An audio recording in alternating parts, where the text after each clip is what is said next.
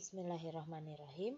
Pada kesempatan ini, saya akan menyampaikan informasi tentang evaluasi pengembangan sosial emosional anak di PAUD. Apakah yang dimaksud dengan evaluasi? Evaluasi adalah proses memilih data, mengumpulkan, menafsirkan informasi tersebut untuk membuat keputusan. Keputusan apakah yang dimaksud? Yaitu berupa tindak lanjut hasil evaluasi. Dari hasil evaluasi ini kita dapat memperbaiki program pembelajaran atau menghentikan program, bahkan membandingkan program pembelajaran.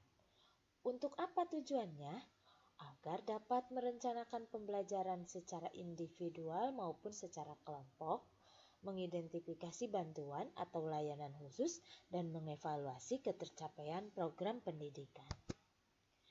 Karakteristik pendekatan evaluasi di PAUD dapat diamati dalam beberapa prinsip berikut ini.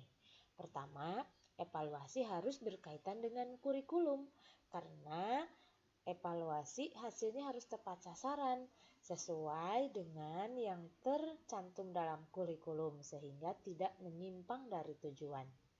Kemudian yang kedua, bermanfaat bagi kepentingan anak. Evaluasi juga harus mencakup seluruh aspek perkembangan anak, mulai dari aspek nilai agama dan moral, aspek fisik, motorik, sosial emosional, bahasa, kognitif, dan seni. Kemudian, evaluasi itu harus dilaksanakan secara teratur dan periodik. Dan kegiatannya bersifat alami. Anak tidak dibuat-buat untuk mendapatkan hasil evaluasi. Prinsip evaluasi lainnya yaitu menggunakan alat dan prosedur yang tersusun. Maksudnya secara sistematis dengan menggunakan beberapa teknik yang dapat saling menguatkan. Yaitu ada teknik wawancara, observasi, ataupun studi dokumen. Kemudian evaluasi di PAUD berprinsip pada mengakui perbedaan anak secara individual. Hasil evaluasinya tidak menjadi judge bahwa anak ini berbeda dari anak yang lain atau lebih atau kurang dari yang lain, tapi hanya fokus pada masing-masing individu anak. Kemudian, evaluasi harus memperhatikan kenyamanan anak, perasaan maupun harga dirinya. Anak tidak merasa sedang dievaluasi. Kemudian, evaluasi harus mendukung hubungan orang tua dengan anak. Guru adalah penilai utama.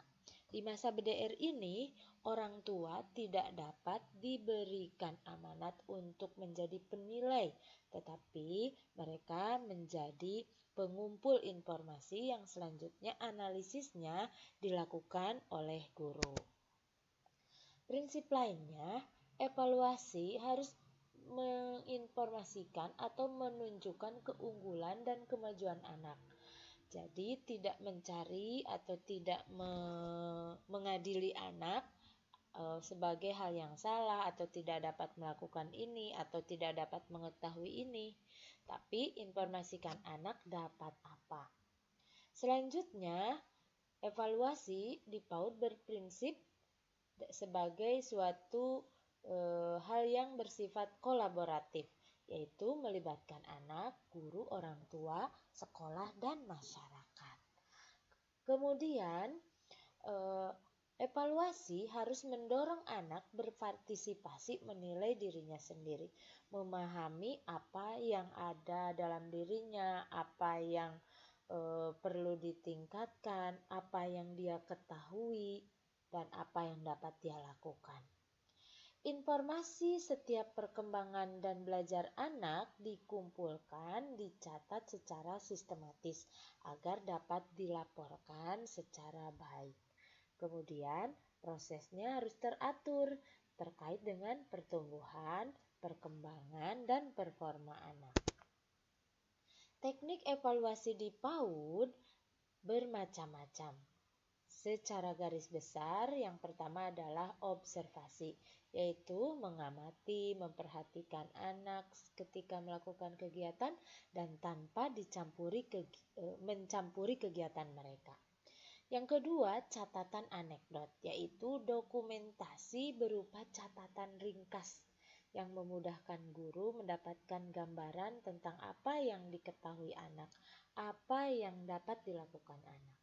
Kemudian yang ketiga, daftar checklist, yaitu cara yang cepat dan mudah untuk mengukur tingkah laku anak karena sudah ada item-item yang dapat diamati kemudian di checklist apakah sudah nampak atau belum.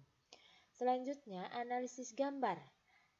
Analisis gambar anak ini yaitu kita mengumpulkan gambar yang dibuat oleh anak atau hasil karya anak, selain gambar juga bisa.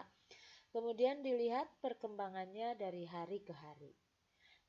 Hal yang tidak dapat diabadikan melalui hasil karya anak, misalnya meronce, atau proses menggunting, atau proses melompat, proses gerakan-gerakan fisik, itu dapat dianalisis melalui analisis foto atau video anak, yaitu dikumpulkannya informasi perkembangan anak dalam bentuk foto dan video. Selain itu, teknik evaluasi di PAUD juga dapat menggunakan percakapan atau wawancara, yaitu menggali informasi, sikap, perilaku, pengetahuan anak secara verbal. Ini adalah contoh daftar checklist penilaian perkembangan sosial emosional anak yang dapat kita lihat pada kolom sebelah kiri adalah perkembangan sosial emosional yang diamati, kemudian sebelah kanan adalah kolom untuk menceklis apakah tampak atau tidak tampak, kemudian diberi komentar. Teknik penilaian dengan wawancara ada dua macam, bisa secara terstruktur dan bisa pula dengan tidak terstruktur. Jika teknik wawancara terstruktur, maka harus ada pedoman wawancara, karena ini direncanakan apa yang ingin diketahui dari anak. Kemudian kalau tidak terstruktur, percakapan tidak direncanakan secara khusus dan situasinya bersifat informal. Simpulannya, perkembangan sosial emosional anak dapat dilihat melalui proses pengamatan, observasi, catatan anekdot, analisis foto dan video, analisis gambar, dan daftar checklist dan percakapan. Dokumentasi kegiatan anak dapat mewakili pengamatan sosial emosional yang disebut sebagai recording. Demikian pertemuan kita kali ini. Terima kasih atas perhatiannya. Mohon maaf atas segala kekurangannya. Wassalamualaikum warahmatullahi wabarakatuh.